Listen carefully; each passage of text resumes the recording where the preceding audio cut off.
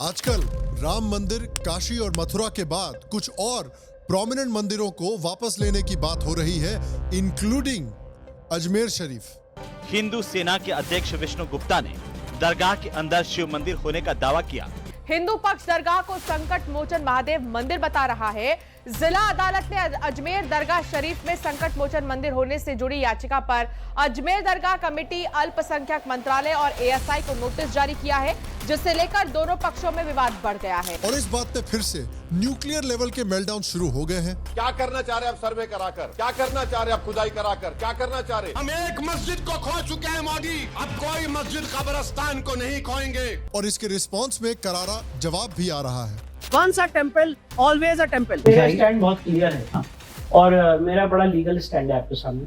और मेरी पोजीशन ये है कि जहाँ जहाँ ये सबूत मिलेंगे कि मंदिर तोड़ के मस्जिद बनाई गई है, उसको रेस्टोर करने के लिए हमें जब प्रूफ मिलेंगे तो हमारी लीगल टीम उस पर रिसर्च करेगी और अगर स्ट्रॉन्ग लीगल रिसर्च मिलेगी तो उस पर हम केसेस फाइल करेंगे, उसको रिक्लेम करेंगे, उसको रेस्टोर करने के लिए लड़ाई लड़ेंगे, चाहे जितने भी नंबर। लोग कह रहे हैं कि चाहे ज्ञानवापी हो या मथुरा हो या संभल का हरि हर मंदिर हो, संभल से जामा मस्जिद का सर्वे कराने का आदेश हुआ है। जिला कोर्ट ने सर्वे के आदेश दे दिए हैं। दावा किया जा रहा है याचिकाकर्ता की तरफ से जामा मस्जिद में हरि मंदिर है। वहीं संभल के जामा मस्जिद में हुए सर्वे में मंदिर के सबूत मिले हैं। सर्वे में करीबन 1200 के करीब फोटो लिए गए, करीबन 4.5 घंटे की वीडियोग्राफी की गई, जिसके बाद मस्जिद में मंदिर होने के पुख्ता प्रमाण मिले। यानी अब उस दावे पर मुहर लगती हुई दिखाई दे रही है कि मस्जिद से पहले वहाँ मंदिर था। इसके रिस्पांस में कुछ शांति प्रिय लोगों ने शांति भी फैलानी शुरू कर दी है।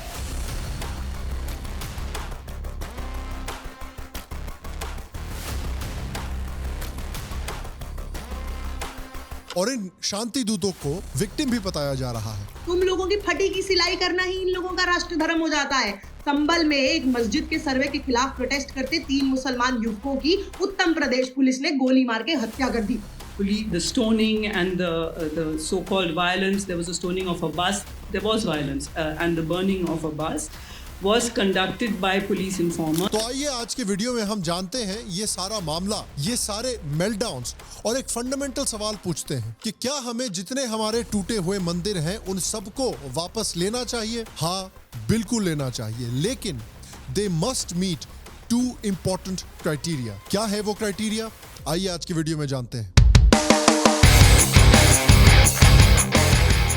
हेलो, शाम शर्मा शो के इस एपिसोड में आपका बहुत बहुत स्वागत है। मैं हूं सेकुलरिज्म का सीईओ शाम शर्मा और आप सबको एक सेकुलर प्रणाम। तो देखिए, 19 नवंबर को एडवोकेट विष्णु शंकर जैन और उनके पिता हरि शंकर जैन ने संभल के डिस्ट्रिक्ट कोर्ट में एक पिटीशन फाइल की। वकील विष्णु शंकर जैन ने पेश किया था दावा, जामा मस्जिद में हरि हर मंदिर होने का दावा किया गया है, जिसके बाद संभल के डिस्ट्रिक्ट कोर्ट ने उसी दिन पिटीशन को एक्सेप्ट कर लिया, सुन भी लिया और संभल के इस मस्जिद को सर्वे करने का ऑर्डर दिया कि भाई इस मस्जिद के नीचे मंदिर है कि नहीं। शाम ही हो सकता है जामा मस्जिद का सर्वे।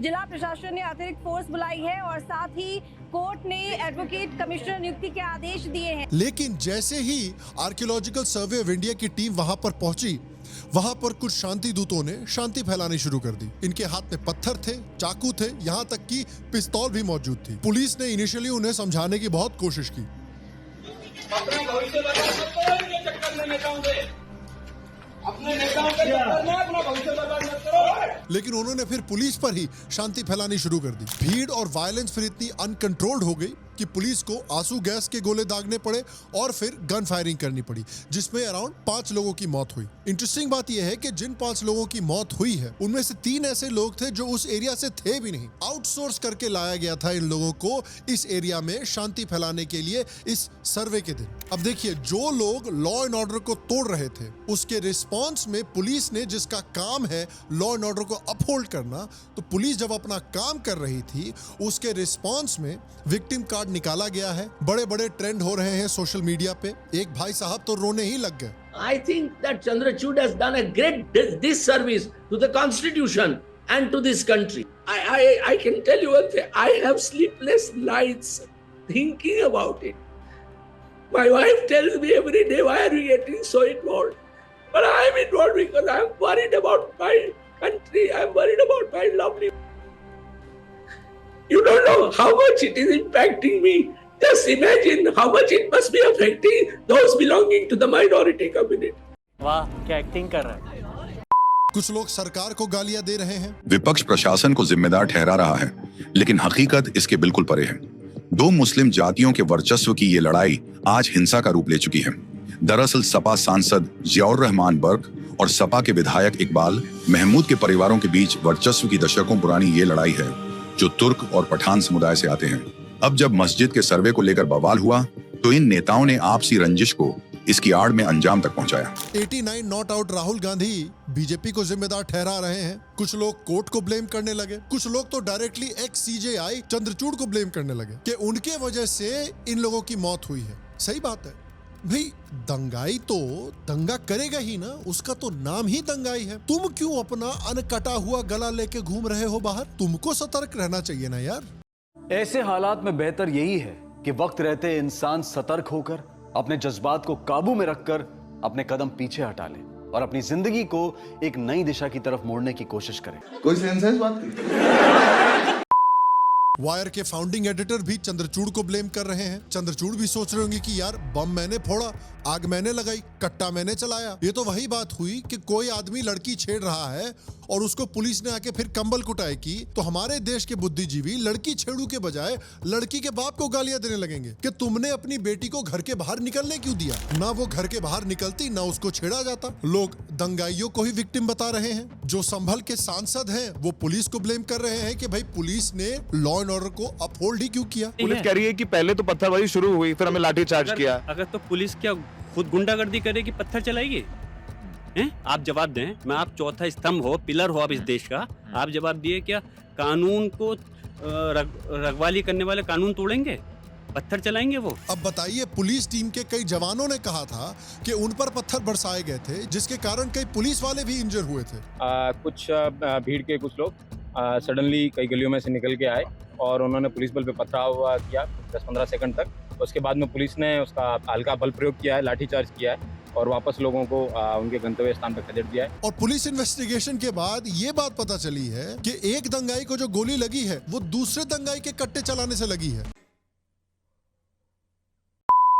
तो एक दंगाई जो पुलिस को शूट करने की कोशिश कर रहा था, उसने गलती से दूसरे दंगाई को गोली मार दी। अब देखिए, लेकिन जरा इन लोगों की बात को समझने की भी कोशिश कीजिए। ये नेहरू जी का, गांधी जी का सेक्युलर देश है। इन्होंने इतनी मेहनत से इस देश को सेक्युलर बनाया है। इस देश के सेक्युलरिज्म को मेंटेन करने के लिए 10-12 पुलिस वाले अपनी जान भी नहीं दे सकते। क्या हो गया बापू के इस देश को? क्या हो गया नेहरू जी के इस देश को? एक समय पर हमारे देश की पुलिस कार सेवकों पर गोली चलाया करती थी, आज ये पुलिस दंगे रोक रही है। क्या हो गया नेहरू जी के देश को? क्या हो गया बापू के देश को? एक समय था जब बापू नोआखाली के हिंदुओं को कहते थे कि अगर मुस्लिम तुमको मार रहे हैं तो चुपचाप मर क्यों नहीं जाते। मुसलमानों से नाराजगी मत रखिए, पुलिस आपको मदद करने के लिए नहीं आ रही है। आज देखिए, पुलिस है जो दंगाइयों को पीट रही है और पब्लिक को प्रोटेक्ट कर रही है। क्या हो गया बापू के और नेहरू जी के इस देश को? और ओवैसी बाबा का तो इस लेवल का मेल्टडाउन हो रहा है कि साला प्रोटेक्शन पहनना पड़ेगा। क्या करना चाह रहे आप सर्वे कराकर? क्या करना चाह रहे आप खुदाई कराकर? क्या करना चाह रहे? जब सेक्शन 3 सेक्शन 4 में हमने कह दिया कि 15 अगस्त 47 को जिस किसी समुदाय का रिलीजियस प्लेस होगा उसका ना कन्वर्जन होगा, ना उसका कैरेक्टर चेंज किया जाएगा, तो फिर सर्वे किस बुनियाद पर किया जा रहा है? वहां पर कोर्ट की तरफ से बगैर मस्जिद के जिम्मेदारों को, कमेटी को सुने उन्होंने एक एक्स पार्टी ऑर्डर पास कर दिया, वो गलत है। अब देखिए, ओवैसी जी ने जो सवाल खड़े किए हैं, उन सवालों का डिटेल में जवाब हम इस वीडियो में देने वाले हैं, तो इस वीडियो को जरा देखते रहिए। लेकिन इस समय पर भारत में एक इंपॉर्टेंट डिस्कशन चल रहा है। हिंदू टेम्पल्स जिनको इस्लामिक आक्रांताओं ने तोड़ा था, क्या उसको हमें रिक्लेम करना चाहिए कि नहीं? एक साइड बोलती है कि हर एक मंदिर जिसको तोड़ा गया है उसको रिक्लेम करो, जितना भी छोटा हो या बड़ा मंदिर हो। दूसरी साइड, जिसमें मुस्लिम साइड आती है और जिसमें कुछ ऐसे मुस्लिम्स भी आते हैं जिनको मैं पर्सनली रिस्पेक्ट करता हूँ, उनका कहना है कि अगर हर मंदिर को रिक्लेम करना शुरू कर दिया जाएगा तो मुस्लिम्स और बाकी माइनॉरिटीज भी इनसिक्योर होने लगेंगी कि भाई हमारी तो हर एक प्लेस ऑफ वर्शिप पे ये लोग सवाल खड़ा करने लगेंगे। तो इस मुद्दे पर आपका सीईओ होते हुए मेरी पर्सनल फीलिंग क्या है? देखिए, एक बात बिल्कुल क्लियर होनी चाहिए कि हमारे टूटे हुए मंदिरों को वापस लेना बेहद जरूरी है। हिस्टोरिकल क्राइम्स के लिए हिंदू कम्युनिटी को जस्टिस मिलना बेहद जरूरी है। लेकिन किसी भी मंदिर को रिक्लेम करने के लिए मेरे हिसाब से 2 इंपॉर्टेंट क्राइटेरिया मीट होने चाहिए। पहला क्राइटेरियन है कि हमारे पास आर्कियोलॉजिकल और हिस्टोरिकल एविडेंस होना चाहिए कि उस जगह पर एक हिंदू स्ट्रक्चर था जिसे तोड़कर वहां पर मस्जिद बनाई गई है। और दूसरा क्राइटेरियन ये होना चाहिए कि कई सालों से हिंदू कम्युनिटी जो है वो उस स्ट्रक्चर के टूटने के बावजूद वहां पर पूजा करती हुई आ रही है, वर्शिप करती हुई आ रही है या रिचुअल्स परफॉर्म करती हुई आ रही है, यानी उस टूटे हुए मंदिर से अभी भी धार्मिक भावनाएं जुड़ी हुई हैं। मेरे हिसाब से ये दोनों क्राइटेरिया फुलफिल होने चाहिए, तभी जाकर हमें मंदिर को रिक्लेम करने की कोशिश करनी चाहिए। अगर ये दोनों क्राइटेरिया मीट नहीं होते और फिर भी हम उस स्ट्रक्चर को क्लेम करने की कोशिश करेंगे तो मेरा ये मानना है कि मुस्लिम कम्युनिटी और जो क्रिश्चियन कम्युनिटी है वो थोड़ा अनईजी फील करेगी और ये एक वैलिड कंसर्न है उनकी तरफ से। जहां दोनों क्राइटेरिया मीट नहीं होते वहां मुझे लगता है कि हमें रिक्लेम नहीं करना चाहिए। ये हिंदू कम्युनिटी की तरफ से एक गुडविल का जेस्चर होगा माइनॉरिटी कम्युनिटीज के लिए। लेकिन जहां दोनों क्राइटेरिया मीट होते हैं, देखिए संभल जो जगह है वो हमेशा से हिंदू धर्म में, हिंदू कल्चर में एक इंपॉर्टेंट जगह रही है। प्राचीन समय में इसे शंभुपालिया या फिर संभलेश्वर के नाम से जाना जाता था। इसका उल्लेख विष्णु पुराण में किया गया है। ये एक ऐसी जगह है जहां पर भगवान विष्णु के 10वें अवतार कल्कि का जन्म स्थल है, जो कल्कि के रूप में यहाँ पर आएंगे और कलयुग का अंत करेंगे, जिससे सतयुग की शुरुआत होगी। इनफैक्ट जो कल्कि मूवी निकल कर आई थी उसमें जो संभल जगह थी वो भी इसी संभल से इंस्पायर्ड है। इसके अलावा और भी कई सारे हिंदू ग्रंथों में इस जगह की चर्चा है, चाहे स्कंद पुराण हो या फिर श्रीमद् भागवतम हो। और इसी संभल में विष्णु जी का हरिहर मंदिर है जिसको लेकर ये पूरा विवाद हुआ है। माना जाता है कि इस मंदिर की नींव भगवान विश्वकर्मा ने खुद रखी थी। ये मंदिर हिस्टोरिकली हिंदुओं के लिए एक इंपॉर्टेंट वर्शिप की जगह थी और इसका एविडेंस इनफैक्ट सिर्फ हिंदू टेक्स्ट में ही नहीं बल्कि इस्लामिक टेक्स्ट में भी मिलता है। खुद अबुल फजल के ऐने अकबरी में संभल का विष्णु मंदिर बताया गया है और साथ ही लिखा गया है कि यहाँ रेगुलरली एक ब्राह्मण पंडित द्वारा पूजा की जाती थी। इसी को कोट करके हिस्टोरियन डीपी दुबे अपनी किताब रेज और वेज में बताते हैं कि ये वही जगह है जहां बाबर ने मंदिर को तोड़कर एक मस्जिद बनाई है। अब देखिए, आप तो जानते ही हैं कि इस्लामिक रूल के समय पर आपने हमारे हिस्ट्री टेक्स्ट बुक्स में पढ़ा ही होगा कि भारत में कितने प्यार मोहब्बत का समय था उस समय। लेकिन इस प्यार मोहब्बत के बीच में गलती से मुस्लिम से अराउंड 5000 से 40,000 के बीच में मंदिर टूट गए, according to what sources you believe. ऐसा प्यार एक बार तुगलक को संभल के मंदिर पर आया था और वो इस संभल के मंदिर को नष्ट करना चाहते थे। तो बाकायदा उस समय बुद्धिस्ट चाइनीज एम्परर ने अपने दूतों को भेजा था संभल तुगलक से रिक्वेस्ट करने के लिए कि वो इस मंदिर को न तोड़ें, क्योंकि महायान और वज्रयान बुद्धिज्म के मुताबिक भी कल की अवतार जिसका नाम रुद्र काकरिन होगा उनका संभल में जन्म होने वाला है। जिस वजह से संभल ने मंदिर रहने दिया लेकिन भारी जजिया डिमांड किया उसके रिस्पॉन्स में। ऐसे ही बाबर ने भी भारत आने के बाद प्यार दुलार में कई हिंदू मंदिरों को तोड़ दिया था। माना जाता है कि संभल का ये हरिहर मंदिर भी ऐसा ही एक मंदिर था और ये बात बाबर की बायोग्राफी बाबरनामा में भी है। माना जाता है कि हरि मंदिर के पार्ट्स का उपयोग किया गया ये नई मस्जिद बनाने के लिए। प्रोमिनेंट हिस्टोरियन मीनाक्षी जैन का भी यही मानना है कि उन्होंने अपनी किताब में लिखा भी है कि बाबर के ही ऑर्डर पर इस मंदिर को मस्जिद में फोर्सफुली कन्वर्ट किया गया था। In a place called Sambhal, and there was a temple at Sambhal. Babar ordered his general to destroy that temple, and the mosque. Historian Ram Sharma भी इस बात से अग्री करते हैं। जैसा कि मैंने कहा, अकबर के समय में लिखी हुई ऐने अकबरी में भी ये क्लियरली लिखा हुआ है और ऐने अकबरी में ये भी दिखाया गया है कि इस समय पर इस मंदिर का हिंदुओं में बहुत इंपॉर्टेंस था। तो अभी तक मैंने आपको हिंदू सोर्सेज दिखाए, मैंने आपको इस्लामिक सोर्सेज दिखाए, अब मैं आपको अंग्रेज सोर्सेज भी दिखाता हूँ। आर्कियोलॉजिकल एक्टिविस्ट कैम्बल कार्लाइल की 1879 की एक रिपोर्ट है जिसमें उन्होंने यहाँ के आर्किटेक्चर का सर्वे किया था, जिसमें उन्होंने बताया कि इस मस्जिद का निर्माण एक पुराने विष्णु मंदिर को तोड़कर उसके रिमेन्स का इस्तेमाल करके किया गया है। इस मस्जिद के फ्लोर में खुदाई करके कार्लाइल ने मंदिर के पत्थरों और मूर्तियों की रिमेन्स देखी। कार्लाइल ने यह भी बताया कि मस्जिद के फ्लोर पर कई पत्थरों को उल्टा लगाया गया है ताकि उन पे बनी हिंदू नक्काशी को छुपाया जा सके। तो देखिए, यहाँ पर हमें 3 अलग अलग तरह के सोर्सेज से पता चलता है कि यहाँ पर मस्जिद के पहले एक मंदिर खड़ा था। तो जो हमारा पहला क्राइटेरिया है रिक्लेम करने का, वो तो बड़े आराम से मीट हो जाता है। अब देखिए, रिपोर्ट के अनुसार मस्जिद को मूल रूप से पृथ्वीराज चौहान द्वारा बनाया गया था। अब कार्लाइल ने अपनी रिपोर्ट में लिखा है कि मस्जिद के अंदर एक इंस्क्रिप्शन है जिसमें बाबर का नाम लिखा गया है। साथ ही ये क्लियरली लिखा गया है कि बाबर के ऑर्डर्स पर यहाँ मंदिर को नष्ट करके मस्जिद बनाया गया था। कार्लाइल के अकॉर्डिंग मुस्लिम कम्युनिटी ने खुद ही इस फर्जी शिलालेख को बनवाया था ताकि वो मंदिर को हड़प सके और इस पर अपना अधिकार जमा सके। इनफैक्ट इस बात को उस समय के कुछ मुस्लिम्स ने भी माना था। कार्लाइल के अकॉर्डिंग 1850 से पहले तक मुसलमानों का इस मंदिर पर कोई हक नहीं था इनफैक्ट, लेकिन 1857 के फर्स्ट वॉर ऑफ इंडिपेंडेंस के बाद फोर्सफुली इस मंदिर पर हिंदुओं को हटाकर छीन लिया गया, जिसके बाद यही नकली शिलालेख करके मुस्लिम कम्युनिटी ने एविडेंस बनाकर उस समय ब्रिटिश कोर्ट में पेश की और इस मंदिर को हड़प लिया, जिसके बाद अंग्रेजों के कहने के बाद इस मंदिर को मस्जिद में बदल दिया गया।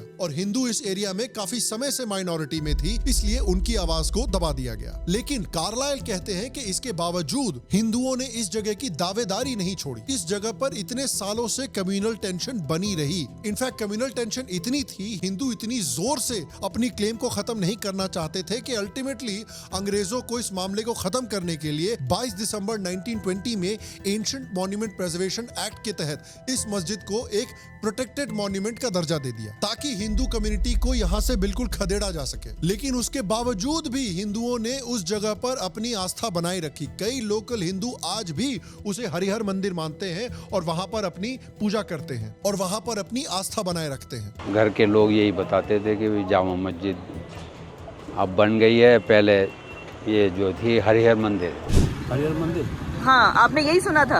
यहाँ पे सारे हिंदू हरि हर मंदिर बोलते हैं। हरि हर मंदिर के नाम नहीं पड़। ये मंदिर है क्या? वैसे ही मंदिर है क्या? हरि हर मंदिर है ये। अब भी ऐसा आपको भी लगता है? लगता क्या है, तो बहुत पुराना मंदिर है, कोई आज का थोड़ी है कोई। हरि हर मंदिर, हिंदू लोग तो हरि हर मंदिर कहते हैं। तो संभल के केस में तो लगता है कि दूसरा क्राइटेरिया भी मीट हो रहा है। इस तरह के कई केसेस हैं, लेकिन अनफॉर्चुनेटली कांग्रेस ने हिंदुओं को जस्टिस मिलने से रोकने के लिए एक और काली करतूत की है यहाँ पे, जो मैं आपको अब बताता हूँ। इस काली करतूत का नाम है प्लेसेस ऑफ वर्शिप एक्ट। देखिए 1978 में हिंदू कम्युनिटी ने फिर से इस जगह पर संभल में 1879 के सर्वे के बेसिस पर अपनी ओनरशिप कोर्ट से मांगी, जिसके कुछ सालों के बाद एक ऑर्डर के तहत ASI ने इंडिया के सभी डिस्प्यूटेड साइट्स का सर्वे करना शुरू कर दिया। उन साइट्स में से एक साइट ये संभल वाली डिस्प्यूटेड साइट भी थी। हिंदुओं ने अपने क्लेम्स को मजबूत करने के लिए देश भर में टेंपल रिक्लेमेशन मूवमेंट शुरू कर दी। ज्ञान वापी से लेकर शाही ईदगाह सब जगह, जिसका सबसे सक्सेसफुल एग्जाम्पल था राम जन्मभूमि मूवमेंट। वहां पर पहुंच करके कार सेवा करेंगे और मंदिर वहीं बनाएंगे। राम जन्म स्थान के साथ हमारी जय पराजय जुड़ी हुई है। रथ यात्रा जैसे जैसे आगे बढ़ती, हुजूम जुटता जा रहा था। इसी बीच क्या कुछ हो रहा था वो हम आपको आगे तस्वीरों में दिखाएंगे। आडवाणी दिल्ली पहुंच चुके थे। Mulayam Singh Yadav, the then Janata Dal Chief Minister of Uttar Pradesh, was riding a secular perception wave, deeply critical of Advani's Rath Yatra and also allegedly not happy with Lalu stealing the spotlight by arresting Advani. लेकिन 1991 में secular forces ने देखना शुरू किया कि देखिए ये जो टेंपल रिक्लेमेशन मूवमेंट है, इससे हिंदू जो हैं ये कास्ट, रीजन और लैंग्वेज से बाहर जाकर यूनाइट कर रहे हैं। ये एक बहुत बड़ा इशू है हिंदुओं के लिए, जो हिंदुओं को जोड़ रहा है। कहीं उनका वोट बैंक, जिसको फ्रैगमेंट करके ये अपनी रोटियां सेक रहे थे इतने सालों तक, कहीं ये फ्रैगमेंटेड वोट यूनाइट ना हो जाए। तो इस यूनिटी को तोड़ने के लिए कांग्रेस ने प्लेसेस ऑफ वर्शिप एक्ट पास किया ताकि राम जन्मभूमि के अलावा हिंदू किसी भी और डिस्प्यूटेड साइट को वापस रिक्लेम ना कर सके। इस एक्ट के अकॉर्डिंग जो रिलीजियस साइट आजादी के दिन जिस स्टेट में थी वो उसी स्टेट में बनी रहेगी। यानी आजादी के समय जो मस्जिद थी वो मस्जिद रहेगी, जो मंदिर था वो मंदिर रहेगा, एक्सेप्ट फॉर राम मंदिर, क्योंकि राम मंदिर का जो डिस्प्यूट है वो आजादी के पहले से चल रहा था। इस एक्ट के पास होने के बाद देश भर में सभी सर्वेस को बंद करवा दिया गया। अनफॉर्चुनेटली इस एक्ट के आने के बाद हिंदू चाहकर भी अपने पुराने हिस्टोरिकल साइट्स पर वापस ओनरशिप नहीं ले पा रहे थे। इसको लेकर कई बड़े बड़े हिंदू एडवोकेट्स ने आवाज उठाई है कि ये कैसे अनकॉन्स्टिट्यूशनल है और डिस्क्रिमिनेटरी है। It's a must. हाँ. Because unless I write them down, I cannot remember them. Yeah, and there is a lyricality to it. Yes. Dust of thoughts settle. It's always writing that has informed me. Reading things that have been written by people, because when you write things, there is a kind of, जिसे हिंदी में कहते हैं ठहराव आ जाता है. Places of Worship Act of 1991, wherein an exception was created only with respect to Ram Janmabhoomi, thereby taking away the rights of the community with respect to all other places of worship. That itself renders that particular legislation unconstitutional. लेकिन देखिए, ये काली करतूत तो है, लेकिन इस काली करतूत में भी थैंकफुली एक रे ऑफ होप दिख रही है. हिंदू साइड ने 2019 में सुप्रीम कोर्ट के तरफ से अयोध्या वर्डिक्ट आने के बाद प्लेसेस ऑफ वर्शिप एक्ट 1991 में कुछ लूपहोल्स ढूंढने शुरू किए. कि once a temple always a temple. तो जब आपने किसी मंदिर को आपने जबरन कब्जा किया है, किसी मंदिर में घुस के नमाज पढ़ लेने से उसका धार्मिक स्वरूप नहीं बदलता है, वो मंदिर का ही रहता है. रिलीजियस कैरेक्टर को एसरटेन करने के लिए सिविल कोर्ट में सिविल सूट्स फाइल हो सकते हैं. तो रिलीजियस कैरेक्टर एसरटेन हो रहा है और इसलिए प्लेसेस ऑफ वर्शिप एक्ट कोई हर्डल नहीं है एज ऑफ नाउ. पर अगर उसको रिपील कर दिया जाए तो वो हम लोग ने ड्रीम सिचुएशन. एक ऐसे एडवोकेट है विष्णु जैन, जो once a temple always a temple के प्रिंसिपल में विश्वास रखते हैं. ये वही शख्स हैं जिन्होंने टेंपल रेक्लेमेशन के सारे पिटीशन फाइल किए हैं, चाहे वो ज्ञानवापी हो या मथुरा का शाही ईदगाह हो. खैर, इसी लूप होल को सुप्रीम कोर्ट के चीफ जस्टिस DY चंद्रचूड़ ने भी ओरली इंटरप्रेट किया है, जिसके अकॉर्डिंग उन्होंने बताया कि चलिए भले ही प्लेसेस ऑफ वर्शिप एक्ट के तहत किसी भी रिलीजियस जगह का नेचर या कैरेक्टर नहीं बदल रहा है, लेकिन एक जगह के रिलीजियस कैरेक्टर को जानने के लिए सर्वे तो किया जा सकता है ना. जानने में तो कोई प्रॉब्लम नहीं है. और इस इंटरप्रिटेशन का इस्तेमाल करके अब देश भर में जो डिस्प्यूटेड साइट्स है वहां पर कम से कम सर्वे हो रहा है कि इस जगह का रिलीजियस नेचर जानने की कोशिश करते हैं. और यही रिस्पॉन्स है जो इस वीडियो के शुरुआत में सवाल ओवैसी ने पूछा था, उसका जवाब विष्णु जैन ने दिया है. सेक्शन 4 सब क्लॉज 3 पढ़ लीजिए, जिसमें लिखा हुआ है प्लेसेस ऑफ वर्शिप एक्ट वहां पे लागू नहीं होगा जो ASI द्वारा संरक्षित स्मारक है. और ASI ने स्मारक को 1920 में नोटिफाई किया था.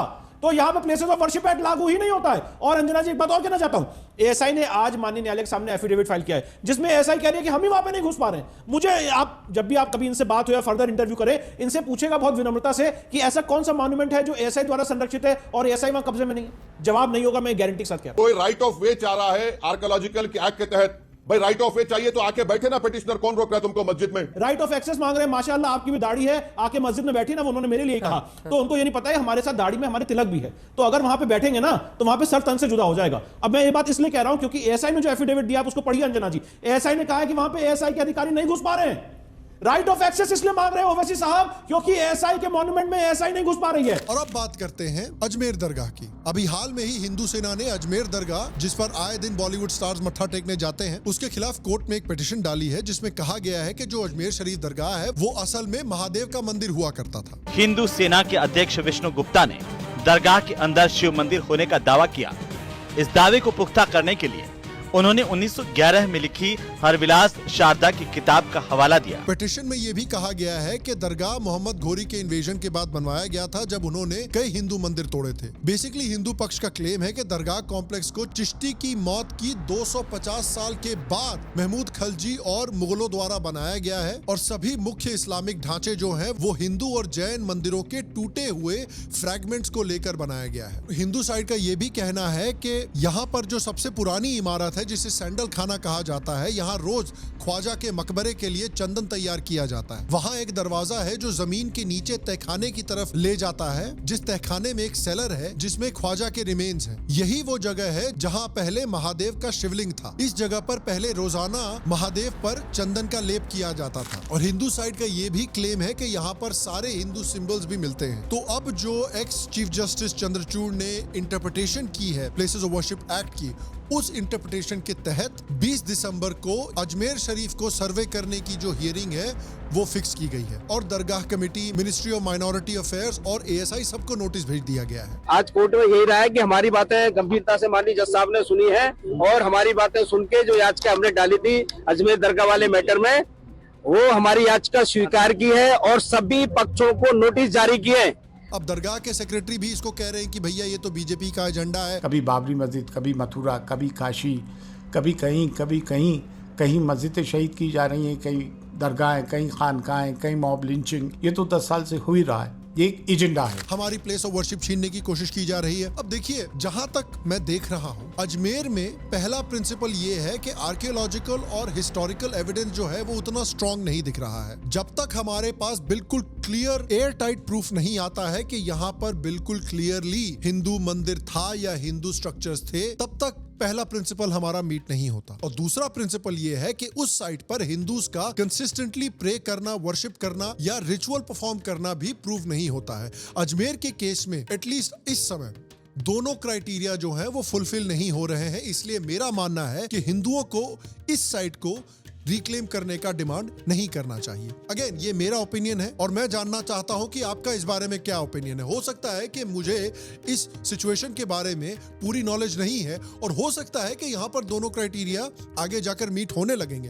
अगर ऐसा होता है तो I will be happy to change my opinion. देखिए, अगेन, मुझे लगता है कि हम ये दोनों क्राइटेरिया फॉलो करें तो हम काफी टेम्पल्स को रिक्लेम कर सकते हैं बिना मुस्लिम्स या क्रिश्चियन कम्युनिटी को अननेसेसरीली इनसिक्योर फील करवाएं। और इसके साथ साथ हम जितने भी ये लेफ्ट विंग मीडिया आउटलेट्स हैं और एनजीओज हैं जो आप जानते ही हैं कि इस मामले पर हिंदुओं को अटैक करेंगे, उनको भी एक क्लियर जवाब दे सकते हैं। I think it's just smart politics as well. अब देखिए, ऐसे कितने मंदिर हैं जिनको पोटेंशियली रिक्लेम किया जा सकता है और जहां पर पोटेंशियली दोनों क्राइटेरिया मीट हो सकते हैं। सीताराम गोयल की माने तो भारत में करीब 1800 से ज्यादा ऐसे इस्लामिक साइट्स हैं जिनका पहले हिंदू टेम्पल्स होने का एकदम फुल प्रूफ एविडेंस है। अकेले आंध्र प्रदेश में 140 से ज्यादा साइट्स हैं। बिहार में 77 ऐसे साइट्स को आइडेंटिफाई किया गया है। सिर्फ दिल्ली में 72 ऐसे साइट्स हैं। गुजरात में 170 से ज्यादा ऐसे साइट्स हैं अपेरेंटली। तो देखिए, इस मुद्दे के सॉल्यूशन में मैं आपको कुछ कोट्स बताना चाहता हूँ। कन्फ्यूशियस ने एक बार कहा था, study the past if you want to define the future. यानी कि अगर हम अपने फ्यूचर को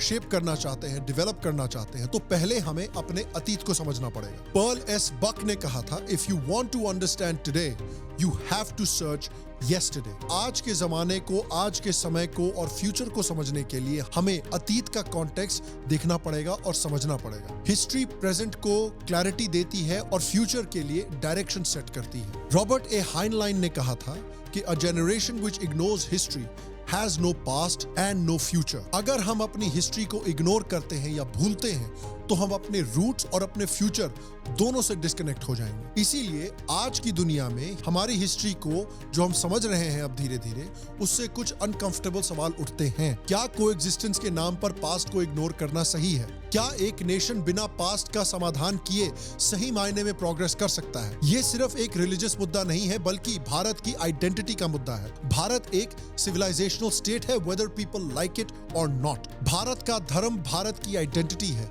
ये वैल्यूज, फिलॉसफीज और कल्चरल प्रैक्टिसेस को रिप्रेजेंट करता है जो हजारों सालों से इस धरती को शेप करते हुए आए हैं। भारत की हिंदू और मुस्लिम कम्युनिटीज में जो दरारें हैं वो तब तक फिक्स नहीं हो सकती जब तक दोनों कम्युनिटीज के बीच में प्रॉपर ट्रूथ एंड रिकंसिलिएशन ना हो। यानी जो हिस्ट्री में गलत काम हुए हैं उनको प्रॉपरली रिकॉग्नाइज नहीं किया जाए। अगर हम हिस्ट्री में हुए कास्ट डिस्क्रिमिनेशन को रिकॉग्नाइज नहीं करेंगे तो फ्यूचर में कास्ट की प्रॉब्लम्स को सॉल्व नहीं कर सकते। इसी तरह से जब तक हम हिस्ट्री में हुए इस्लामिक एक्सट्रीमिज्म को और इस्लामिक अट्रॉसिटीज को एग्जामिन नहीं करेंगे, एक्नॉलेज नहीं करेंगे, तब तक फ्यूचर में हिंदू और मुस्लिम्स के बीच की प्रॉब्लम्स को सॉल्व नहीं कर पाएंगे। It's as simple as that. इन साइट्स को रिक्लेम और प्रिजर्व करके हम सिर्फ मंदिरों को रिस्टोर नहीं कर रहे हैं, बल्कि एक सिविलाइजेशनल प्राइड की फाउंडेशन को मजबूत कर रहे हैं जो डिवाइड करने के बजाय पूरे देश के लोगों को यूनाइट करेगी अंडर वन सिविलाइजेशनल आइडेंटिटी। लेकिन अगेन, मेरा यह मानना है कि किसी भी स्ट्रक्चर को रिक्लेम करने के लिए